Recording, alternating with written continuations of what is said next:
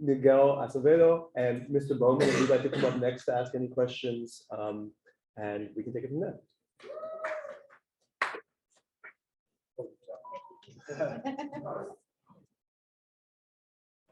Good morning, everyone. Great to have you guys here. I mean, the first question I'm going to ask, how can we get you guys to all our tenant associations? And the thing is, NYCHA is a bigger beast. Okay, this beast has never, Mr. Bowman can tell you, let the tenants lead the process. And that's our biggest issue. Either you do it or you don't do it.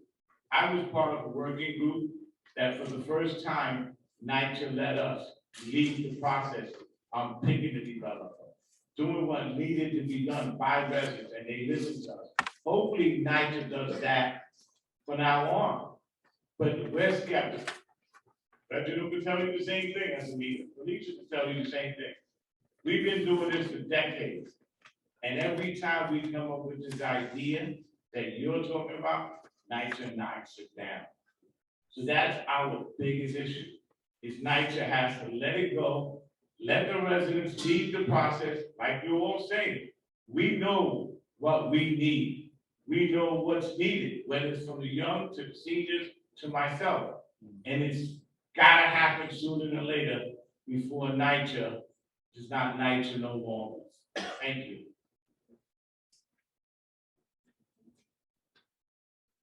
Yeah, I think timing is a key thing. I don't think there's a perfect opportunity, but when the right opportunity comes up, it's seizing the moment. So that's what I'd say. It's hard to be patient, but sometimes the right opportunity is on the doorstep, on the horizon, and it sounds like you may have a great opportunity now. And I would just add to that that if you don't engage residents, you are missing out on a massive opportunity to run your housing areas much more effectively and much more productively. There's a massive business case for involving residents in your organisations and in your decision making, and to not do so, I personally feel is a huge wasted opportunity to really bring your communities together and make it a really special place. Yeah, I mean, I completely agree, and I think timing and what we've been here since Sunday, we've had lots of discussions about Step Low, what's happening there, and I think that is a great opportunity, and it can possibly demonstrate what is possible to the rest of our. Yeah. I mean, can I just say, this mic's silly. Can everyone hear me without a mic? I can hear you. Cool, that's good. I think the other thing is everything doesn't happen overnight. You know, our success is we had loads of failures as well, lots of things that didn't work the way we wanted. But resilience is keep on going for it, never stop that push, and at some point it's going to turn around. And once that turn happens, that's when you've got to grab that as a turbo and just go with it. I would just add that I think everyone, NYCHA, the residents, have to prepare to be uncomfortable. Things have to change, and it sounds like from your description, Miguel, you know, there has been a positive experience, and it's how you springboard off from that and continue. And there will be structural changes. You know, you have to make big changes. If you just do it kind of tokenistic on the side, it isn't going to have long-term effects. And I appreciate the structures at hand are big and complicated, and I do not understand them. I wouldn't even attempt to. But unfortunately, to have that kind of longer-term impact, you do need to really go to the heart of it, and you just need to recognise that it won't be easy, and not everyone will be happy. But and I don't think anyone ever is entirely happy. It is a process, a continuous process of continuous change and development and evolution. And you know, if we came here 5 years from now, I think we would also be presenting quite a different picture. I'm sure we'll see a lot of change on our side over the next few years. It's really hard, but it is exciting as well. My turn? Yep. Okay. Bring in Mr. Bowman. Good morning, everybody. Good morning. First of all, I'd like to thank NYU groups, Papa Arkham, for coming to New York to help to facilitate the journey towards resident management and collaborative decision-making and the regeneration of our public housing environments here in New York. My unique experience and the experience that I bring to the table is that I have more than 40 years of community experience, not only in public housing, but in education, a lot of other different things. And as Miguel pointed out, we've been dealing with a lot of different us versus them issues. And, we have systematically prepared for this moment for the transformation.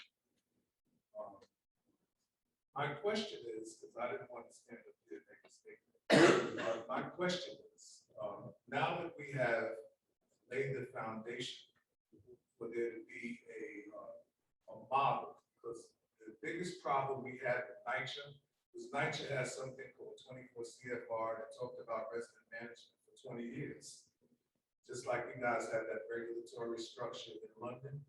So now that we have a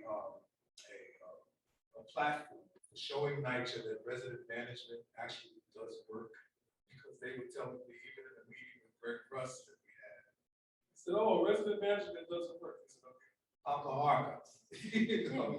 So now that we've laid this platform, what are some of the next steps that we need to take as collaborators to present this platform to the New York City Housing Authority and work out some of the us versus them adversarial roles and relationships that exist? Bring us back more often. I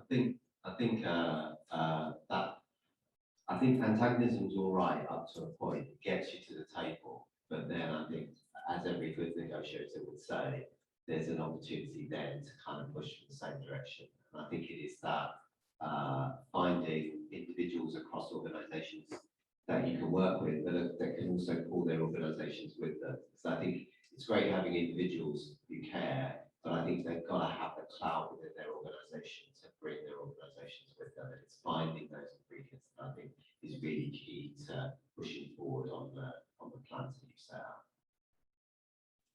I think, I mean, one of the things we've done is balance as well. So in terms of demonstrating a really strong community consensus.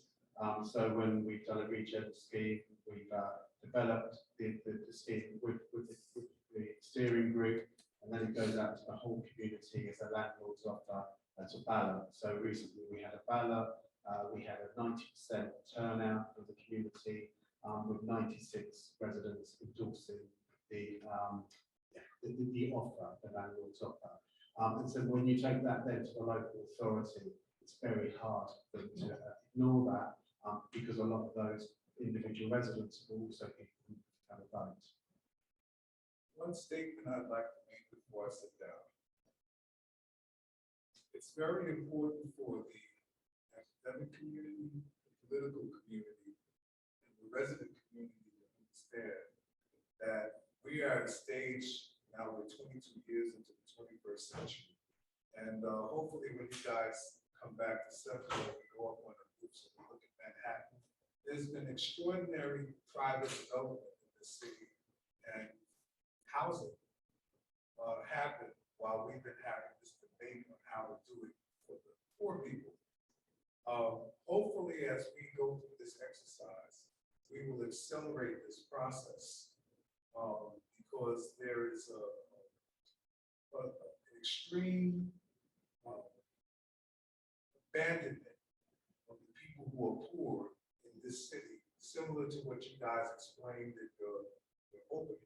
So hopefully, while we get involved with the academics and politics, we will start to accelerate this process, because many of the buildings that we live in public housing in the city of New York are almost to the point of being demolished, because they are physically and financially incapable of restoring and repairing. So again, I just hope that this exercise becomes a little bit more accelerated, so that we can see the public housing and the affordable housing produced at the same pace that we see the private towers going up in Manhattan and around the 5 boroughs around the country. Thank you. so much. We do also have affordable housing providers in the room. I just wanted one question from an actual affordable housing provider, property manager, and then we'll open the floor up. Priscilla Rukai is here from Clinton Management. Hi, good morning. I was hoping you guys can dive into a bit of what consists of the cost of resident-led property management. For example, I don't know if you have the data, but like, what's the price per unit on a resident-led property management opposed to a third property management company managing the properties? And if there is inflated cost, how is that subsidized by the government? Yeah, I can start with that. It is more expensive. I mean, we're putting about 5% of our overall turnover into resident engagement, community services, that wider package of support. And in terms of unit costs, I think from memory, it used to be £1,000. I mean, I don't know how to translate to the US context, but about £1,000 per home. And I guess what we're seeing though is the benefits, like why it makes good business sense. So I think we're seeing that costs are for stock that is not great. So we've got stock that really needs a lot of work and has needed a lot of work since we picked it up. So given that we're investing in property now, but we're not able to catch up with all the range of issues that our stock has, and so what we need is that buy-in from residents and that understanding where the issues are. Because we can't fix everything immediately. We don't have the magic wand. We're financially constrained the same way as any other organisation is. So I think from that investment point of view, we think it creates a good return. And would you say that's investment on the social services and community or actual development, repairs and maintenance side as well? Yeah, so we are putting them in on both sides. So really want to do both. And I think on the development maintenance side, it's easier because there's often new money that's coming in at that point, and you can use some of those resources towards the engagement side of it. But I think it's also embedding it in the day-to-day work because we know that some of this is slower. I think, can I just add, I think, a lot of the time when you look at cost and savings and stuff like that, we always talk about fiscal stuff. The other major asset in this is your community, is those people. That's right. And if those people ain't having a good quality of life and they haven't got a decent place to live in, those after effect costs will amount up to a lot more than what you're spending in the first place. That's right. Yeah, I think I was just going to build on both those points. I would flip the question and say, what's the cost of not doing it? That's right. And so what are the rippling effects that will happen if you don't support your community in those different ways? And then absolutely cost is an absolutely really important thing because you have to be sustainable as well as an organisation. You have to be able to keep functioning so you can keep providing for residents. But I think to Barry's point around how much money we invest in our communities and neighbourhoods, for example, there will be a lot of people across the housing sector in the UK who go, why do you spend so much money on that? Why do you put so much investment into that stuff? And time again, we can come back and say, this is why, because this is what it does to our communities. And this is how we benefit as a business as well as a result of that. And it's an active decision that is driven by residents, again, because on the board, residents know the value of community engagement and involvement. And so they always say, yes, we are absolutely going to spend that money in that space because that is what we are about. And that is the kind of organisation we are. So, but yeah, I totally get your point. It also has to be sustainable and you do have to look at it very carefully in terms of making sure you can continue to provide that service to residents and continue to give them those promises that you've made as well. We can open up for questions. If you want to just line up at the microphone if you have a question. And also we do have the room for an hour after the event, and we have our catering still. So if you want to chat to the guests and each other after 10:30, you can as well. But please go ahead. Good morning, everybody. My name is Clifford Aaron Hinton, resident of Sutcliffe Houses. Beautiful group of people. Thank you to everyone in my UVP, Bob Harper, Resident Association, everybody who came out. Question, right? I really don't have a question. I just wanted to accommodate and commend the work that you all have put in. It looks flawless, and y'all are making it work. I guess if I did have a question, it would be how soon can we come over to the UK and stay? As soon as you like, as soon as you like. We have a budget and stuff. Good morning, everyone. My name is Felicia Gordon. I'm a long time proud nature resident as well as a very aggressive resident, right? It's about resident-led management. I dare to say that most of the developments that are being well kept as best as possible are being led by residents, right? The difference is that we're not compensated, right? It's a thankless job. But it's needed.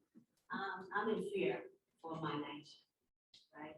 It doesn't look like people will be making public housing much longer. Deeper than that, it looks like the affordability, the low income, true affordability will be eradicated, right? We're talking about the trust, we're talking about PACT, we're talking about all these private partnerships, but we're not sure where that will be. Will there be low, and I emphasize, low income housing for future generations, for future owners, for future Miguels, right? So we need help on that. Then there's all of the political stuff, because public housing and politics in New York are ancestral, right? So we have some of our leaders that are advocating for change, that are advocating for something better. Then we have other elected officials that are afraid. Why are they afraid? Money, right? If we partner with private partners, do our political figures still receive annual funding for public housing residents? So for public housing residents in this room, do your due diligence. Don't listen to what anyone is saying to you because they sound like an expert. Research what they told you. Hit the ground and partner with me and get money so we can go to the UK, right? I tease, but I'm very serious about it. I would love a trip to the United Kingdom. When I was told that you guys have been doing this since the 80s, I was like, wow, they're experts, we're novice. We have so much to learn.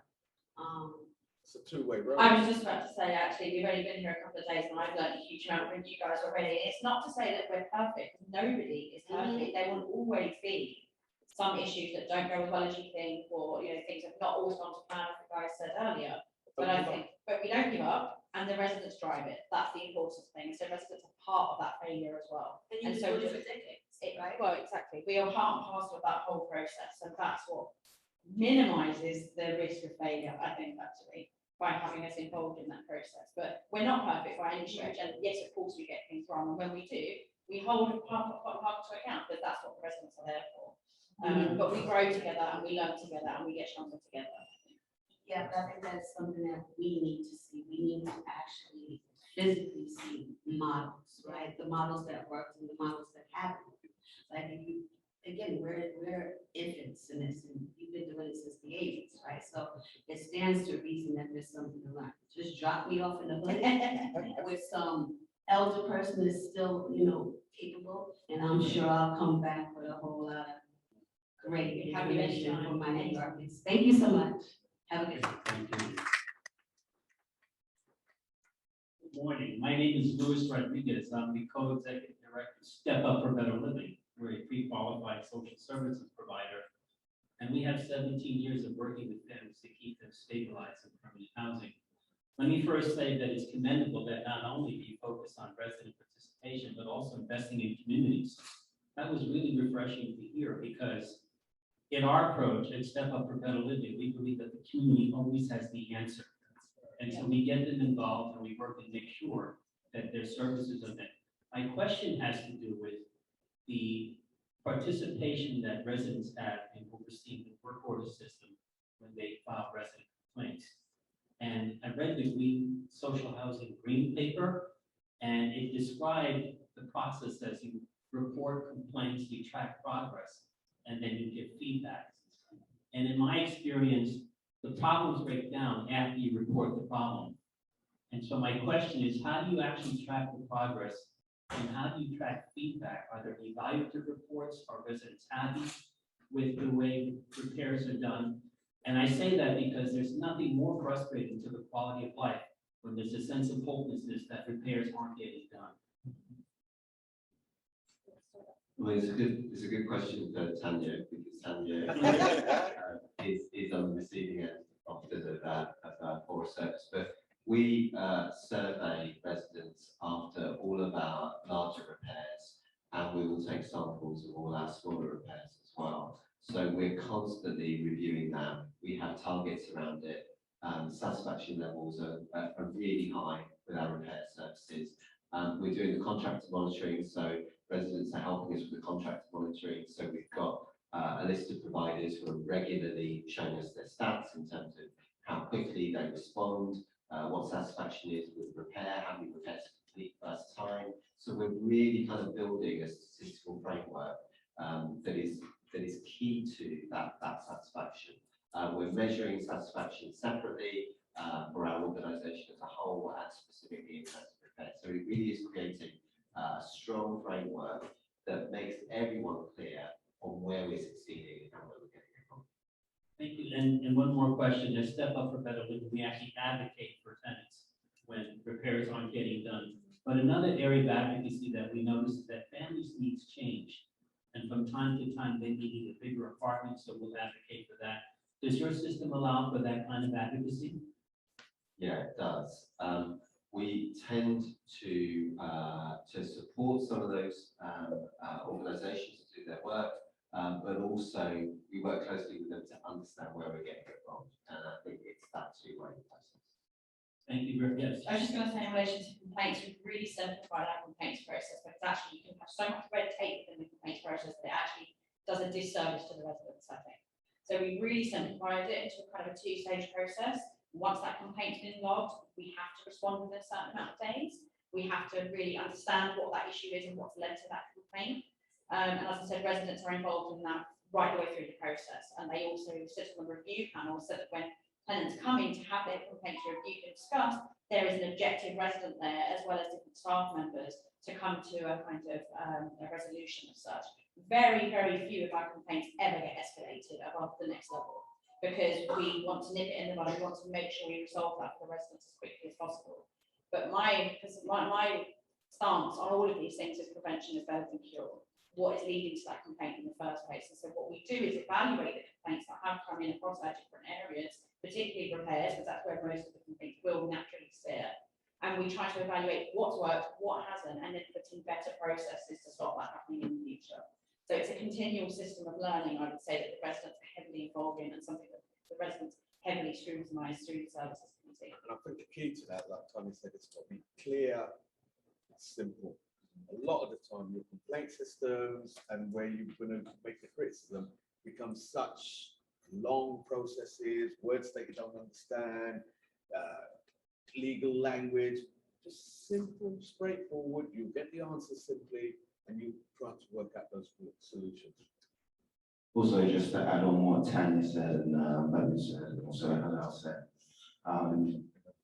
and now that I'm saying this, but there is an interesting example about complaints, and not necessarily complaints about bricks and mortar, about repairs, but this is particularly about sort of like crime and antisocial behaviour in a local estate. So a problem in the Leopold estate back in London, I think some of the residents and the board members from there complained about antisocial behaviour, and different people tried so many different things to try and reduce that and to improve the quality of life of the residents. And some of the perpetrators described were young people, and we were brought in to come in and solve the issue.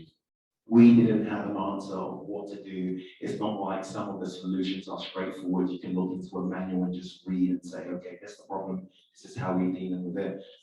We took a creative approach to this. We went to the community for a period of time. We built relationships with some of the alleged perpetrators and the people, the residents in the community, listened to everyone. So we kind of did a mini version of a listening campaign, spoke to residents, their feelings, their problems, perpetrators, timings, residents, schools.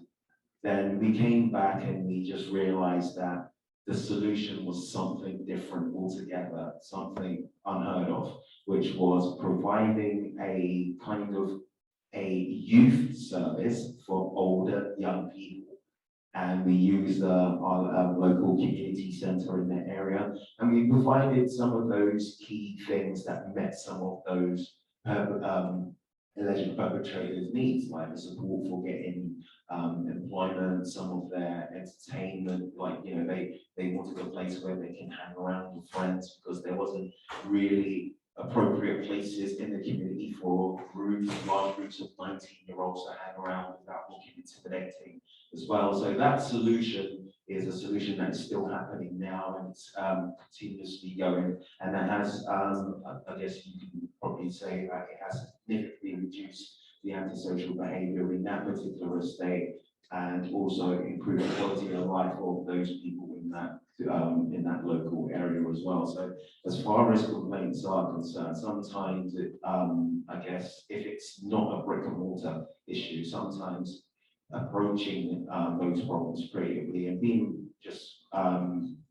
honest and saying sometimes we don't have a solution, but going in to find out and having the residents, because we have been tapping into the resident board and giving them feedback on our updates and being honest with it. It's like, hey, this is what we've done. We don't know what we're doing, but we're going to try this, we're going to try that. And I think keeping residents updated is another thing that I guess would help as well. Thank you very much. Can I just say we're at the official end of the event? I think if the panelists are okay and the people in line are okay staying, we do have the room, we can do that. If they're, I don't know if they want to desperately run and get a coffee, if it's carrying on. If anyone needs to leave at 10:30, just to say that at CHPC, we do have a new toolkit called Participatory Property Management of some real case studies, very similar to Popular Hawkers across the UK, of ways in which residents can be centered in property management and the operation of their buildings. We will send that out to anyone who registered, so we can email that. It's on our website, chpcny.org. And we gave you a little, how we thought it could be applied in New York, a little sample plan, including a complaints process, resident inspectors, mystery shopping, residents being on the board. You should have all had that on your chair. So we'll also circulate our studies. Thank you so much for everyone to be here, and we can stick around till 11:30, depending on the panelists. And the question is endurance. So please go ahead, next question. Thank you, everyone. Thank you. Yes, Hello there, we're my putting name the is event together, shall we?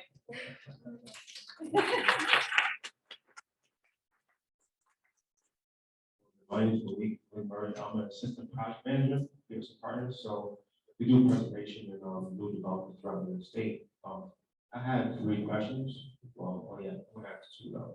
So my first question is, what are the best resources for training residents for participatory management?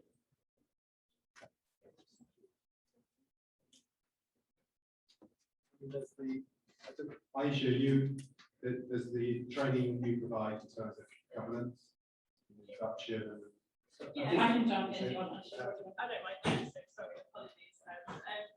Yeah, so from a governance perspective, you know, somebody joins our board or committee, we have a very formal training and development program in place.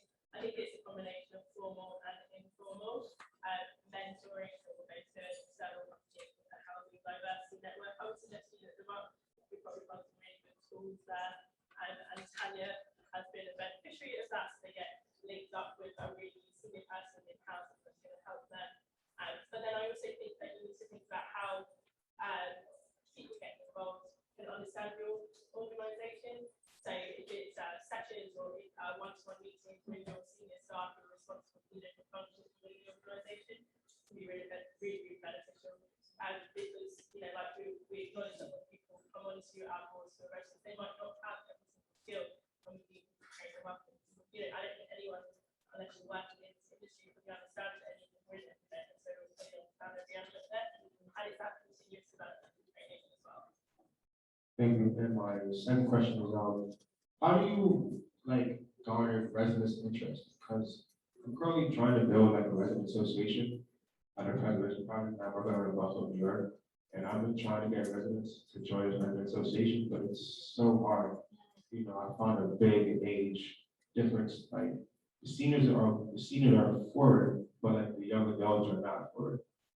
So it's pretty difficult right now, so I need some suggestions and some strategies. Yeah, I mean, that's really interesting. We were in that situation, 2009, was that 13 years ago, where we had a really strong adult kind of representative base in terms of being able to influence services and have develop new initiatives with the organisation. But we had very few young people involved. And we started by trying to do an outreach and get young people involved in the local and the tenants associations, the state boards, and we got some young people to go along, and they were like, they're quite boring, those meetings, aren't they? Or they were like, we feel intimidated to voice our opinions, or we don't want to feel disrespectful to some of the adults if we've got different views. And so I was like, what do I do now? So I asked some of those young people, so a group of about 20 young people together, and I said, I really want to involve young people in our governance and our decision making. I don't know how to do that. I'm not young. I haven't been young for a long time. Can you help me do that? And they said yes. So we did a series of workshops where we could start off saying, well, this is our governance framework at the moment, this is what it does, and this is how it functions, what are some of the priorities for young people. Unsurprisingly, all the priorities for young people have got identical, parallel to the adult priorities. And then we started to look at where within the organisation young people could fit, and they came up with, we want to be in the centre, we want to be called the Youth Empowerment Board, and then we worked on the constitution for that group. Then we opened it up to an expression of interest. We had over 70 young people applying to join that board. And then it started, and straight away they were talking to national policy advisors, and within the first month they were influencing housing policy across the country. It's phenomenal stuff. So sometimes it's difficult to kind of have young people and adults in the same format. There's other groups where it has been more integrated, but with that one, we needed to do it separately. Also, just to add on what Vincent's saying, I think there is this power in approaching people and being vulnerable to say, like what Vincent was saying, not necessarily for formal groups, but just to have buy-in from the people that you want, to say, hey, this is the scenario, this is the problem, I don't know where I'm going, what are your ideas? And I think there is this power in giving that responsibility on the potential people that might be joining you to say, hey, we need you to steer. I know nothing about it. You are the expert. What should you do?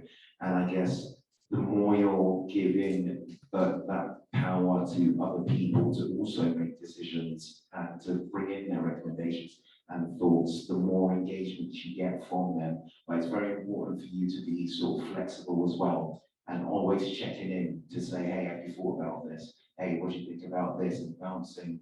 And the more you do that, the more that type of trust, because you're literally proving that you're listening to them, and not only listening to them, you're taking some of their views, asking the questions, and coming back to these people to say, hey, I threw your question out to this person, this is what they say. What do you say about this? And sometimes if there was a rebuttal answer, and it was like, why didn't you tell me this? It's like, hey, there's an opportunity to actually meet this person. Do you want to meet this person?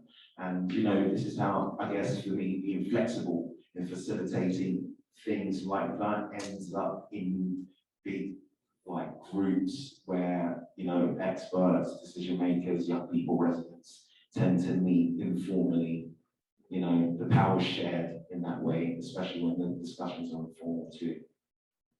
Sorry, I missed out a bit as well in terms of developing the Youth Empowerment Board. It was really important to get the adult buy-in as well. So when I did the workshops with the young people, they put that together as a proposal, and they took it to the board, and they presented it to the board.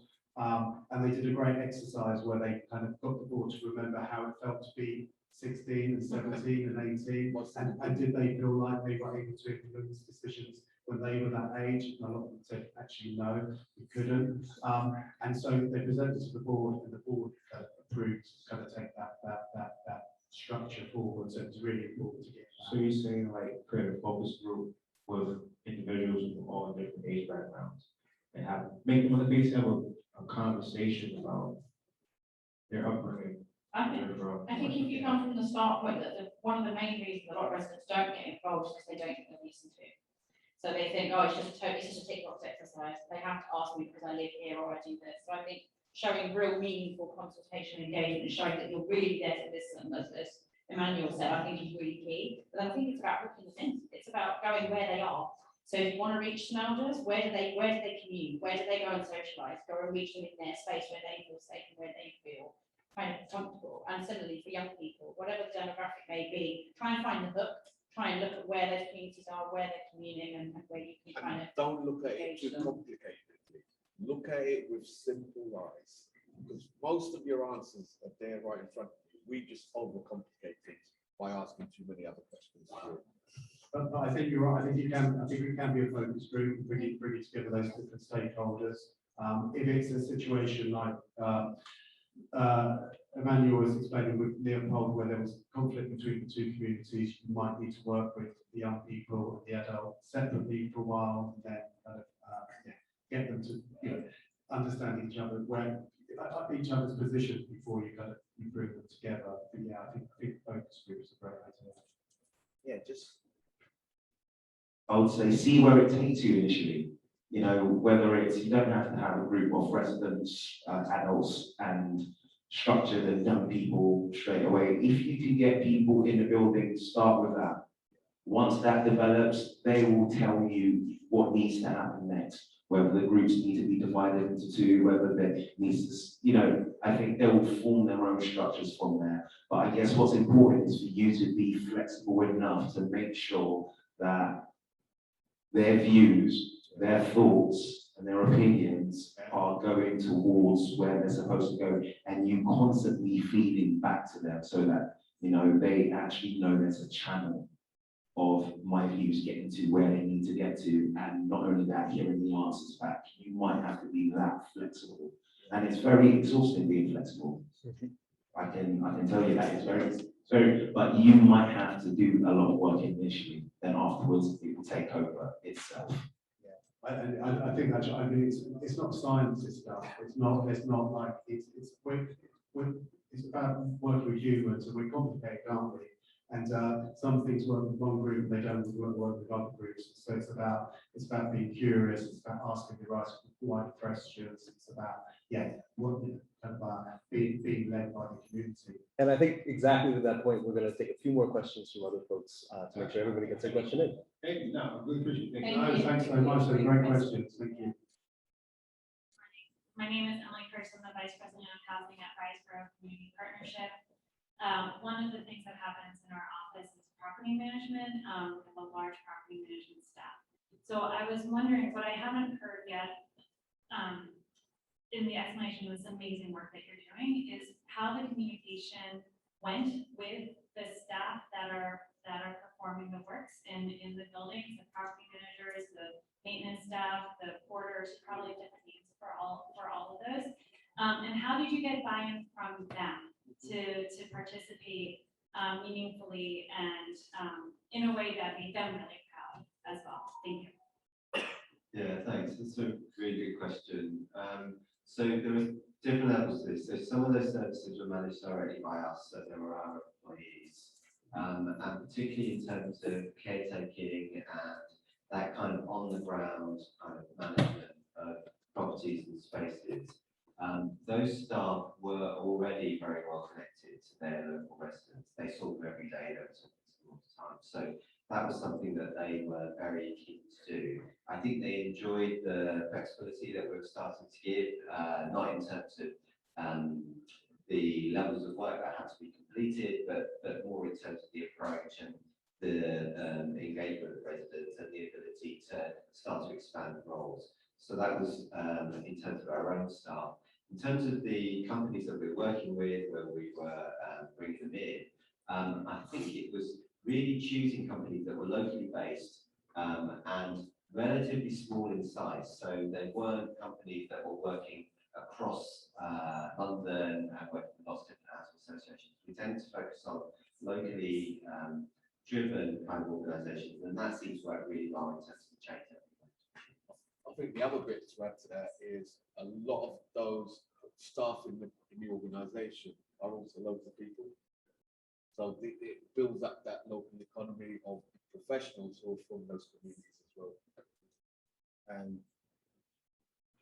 And I'm a member of the staff exec as well. So representatives from different departments within Popular Harker, whether it's communities and neighbourhoods or the housing, tend to meet and talk about and discuss about, I guess, how we can do our jobs better, as well as, you know, keeping our well-being, because, you know, it is tough work, and also cohesion. How can we work together? I guess what we mirror is, I guess, what we'd like to see in the community and what residents tell us to be, you know. And I did say there's a large percentage of the people that work with us that are from the local community, including myself as well. So, you know, there is automatically that passion within us. You know, I have a passion for young people initially. So being in a department that advocates for young people and providing new services, it's almost second nature to me in a way. And different people from different departments also feel their way in their own way. And the staff exec kind of recommends the things that we can do to keep the morale of the staff going as well, because it is strenuous work sometimes.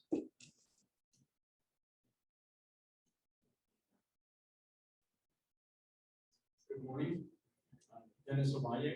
I have a question pertaining to structure and process, and that's how does the financial management of the process look like?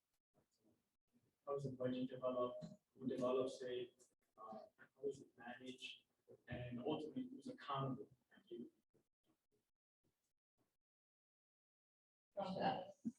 Yeah, so we have a set of benchmarks around the unit cost per home. So we can benchmark against local organisations, other housing providers, so we've got a sense of where we should be. And we tend to be a bit of an outlier in that our unit costs are higher than some, and that's partly about stock condition. So we're having to do more, we're having to spend more on repairs. We have the normal budget cycles, we're setting kind of annual budgets. We have also a series of investors, so we have a bond for part of our finance, and they will require us to meet certain financial outcomes. So we are restricted in some ways. We have a series of rules that we have to follow and follow within, and that forms a kind of an overall framework. And within that, we're using the management team to decide on allocations between the different functions. I suppose just in terms of how that looks like from a governance perspective, we have a finance committee which looks quarterly at financial operations of the business and where we're going to be committing funding and things like that. And then that always goes up to the main board as well. So we have a two-tiered level of scrutiny, which residents are involved in assessing the finances and where, you know, yes, we can spend this, or no, we can't spend this, and what are our priorities going to be. The residents, again, are involved in that process across those different tiers. I was going to say one of the things is just like we have a regulator, so we have an assessment of our liability on a regular basis as well. So that forms part of it. So in terms of like limitations, right? You're all part of that conversation with the residents. It's not necessarily property management with the residents saying what cannot be done. Yeah, I think we're having that dialogue about what we can and can't do. So planned maintenance is the key thing. So there are works that need to be done. We may be holding some of those back to meet financial constraints, and that again is a thing that we're upfront about, because residents say, when are you going to do all the electricals in our block? And we're saying, actually, we won't be able to do that until we get to that point in the cycle, which might be another 3 years' time. So we're having those discussions about what we can do now and what we have to hold back. Thank you. Hello, good morning. So my name is Bashira Oke, and I am a member of United for Brownsville's Family Advisory Board. Casa used to be our co-director before we joined Boston Partnership, so I'm really happy to be here. Our group is similar to your group in that we are families that are making decisions about what we want in our community. And we're partnering with like service providers and government agencies and even local businesses to do different initiatives like learning landscapes where we redeveloped some supermarkets and work with graphic designers and we made it child friendly. So I just hope to I always hope that we could like scale it because I see how we're doing some of the things in our community, but there are other communities just like our communities that could be doing similar things. Just like us, I know Poplar is may not be the only community, just like yours that could be doing similar things. So my question is, have you been able to kind of replicate, how have you been able to replicate some of the work you're doing in other communities or kind of encourage other communities to do similar participatory planning and budget work that you guys are doing? Yeah, there's a dimension of sharing in our work. So we are always inviting people to come in, see the work. We share all our materials. So our view is that if it's a good idea, you can take it and use it and hopefully do as much or more with it as we have done. I think for us, there's a really strong sense of place. So it tends to be the case that residents say to us, before you go outside trying to sell it, grow it, there's more to be done here. So that's often a tension in terms of like what we do locally and then what we spread out. And I think our focus generally has been, there's been more to do around Poplar. But I think that the tours and trying to get people in and seeing, believing, that sort of work is trying to spread the message. But I don't think we've seen our role as that scale up in the same way as you're doing. But I think that it's something that does need to happen, and I think that's something that we should focus more on as we go. I guess my example probably might not be, I guess, directly related to scaling up, but it would. But I think this example is all about having a organisation or authority taking a young person's idea or partner taking a young person's idea and scaling what the young people designed and turned into one of their probably most demanded services that they're rolling out. So the example is how we worked and co-designed a young people specific cycle initiative that was targeted initially to reduce the cycle thefts and the cycle related ASB, but the outcomes was unplanned. Initially we approached it that way, but it was actually helping encouraging more young people to cycle and families to cycle. It was teaching some young people skills about how to maintain and cycle repair. And it was also gave an insight and a gathering of, groups of young people that were informing places in the borough, especially about getting young females to cycle as well. And this particular program that was co-designed by young people was kind of frowned upon by the cycle initiative partner we were working with. They were like, we can do something else. But I was adamant in basically saying, like, this is what they want. If you do this, you're guaranteed participation. Because I think that's what they were measured on, participation. And funny enough, it turned into something else, and it's the most demanded service that this cycle initiatives now have. They don't give us the credit, which is fine. We're fine with that. Yeah, we're fine with that. But I'm just happy that, that offer is not only available to the people in Poplar, but it's also available for people in neighbouring boroughs, and it has improved because we've got the feedback. That is definitely one of the most requested services and offers for young people. So I do have a second question. It's around technology. So I know that working with different government leaders, working with people in public, private sector, I myself, I worked with government as a consultant with NYCHA and with Administration for Children's Services. I'm currently working with a private commercial real estate. So at this particular firm, technology is a really big deal, and prop tech is something that is, up in innovating currently.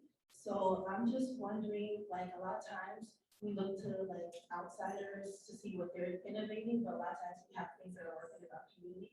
So I wonder what kind of technology are you guys using to manage your property management workflow? Is it working, and what are some ways that it could be improved?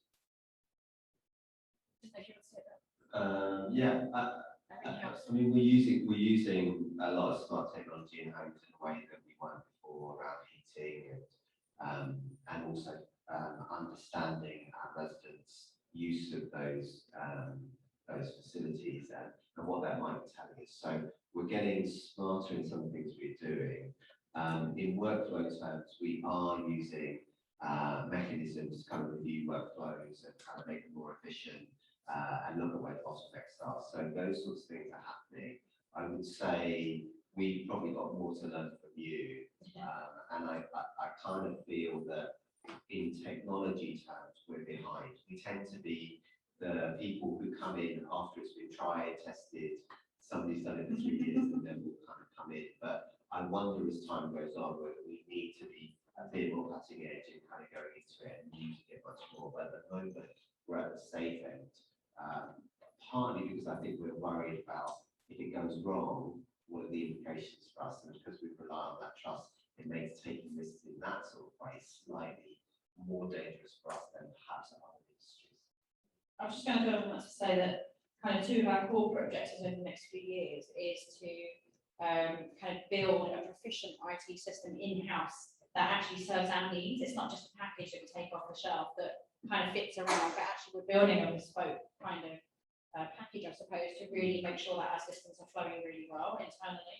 And I just want to pick up on Bobby's point around the smart technology that we're using in homes. So we've just approved for a whole batch of kind of what we call Internet of Things, I think they're called. I mean, we had various debates at the board around how big brotherish this was. But in terms of those, they're really, really smart technology. We're putting to people's homes, one of the core key issues we have, particularly in the winter time, is damp and mold in a lot of our properties because of the structures that we have and how old the buildings are. And these devices can literally alert our officers back at the organisation that damp is occurring in the property and that the humidity levels have gone up. And you know, the tenants feel so connected and empowered by that because they have their own app which controls their entire property.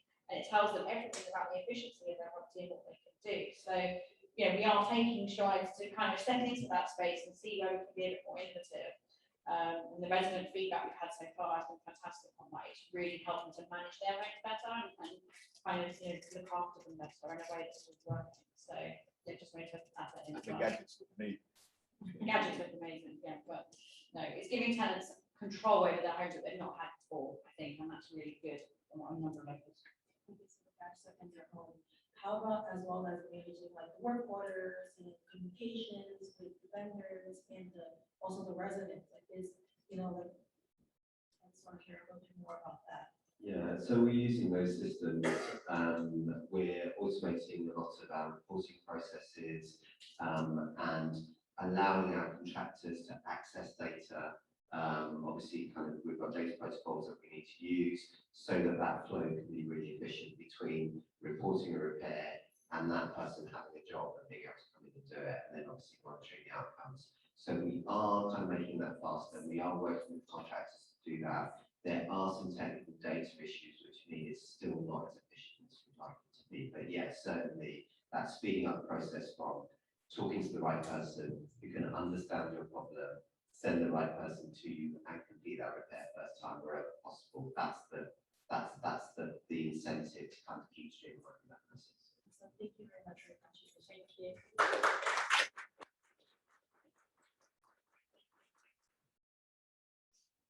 Any final questions? So we have run over time. I'm really impressed with the endurance. Of the folks on stage, but also the sustained interest of the audience. I think we had a really lively discussion. I know I learned a lot. We do have the room for another half an hour or so. So folks are welcome to stick around and mingle with each other. If you're a packed developer or real estate or a property management firm and you want to talk to some of the public housing folks who you might connect with, we encourage you to do that. But we'll close out by just really thanking you all in the audience for your sustained interest. A lot of gratitude to our guests from the UK, from Papa Harka, for sticking with us overtime on stage for a really informative discussion. And of course, a big thank you to NYU's Shack Institute, to the Citizens Council, Housing and Planning Council, and to all the folks who helped bring this event together. Really appreciate the interest, and let's stay in touch because I know there's more to come.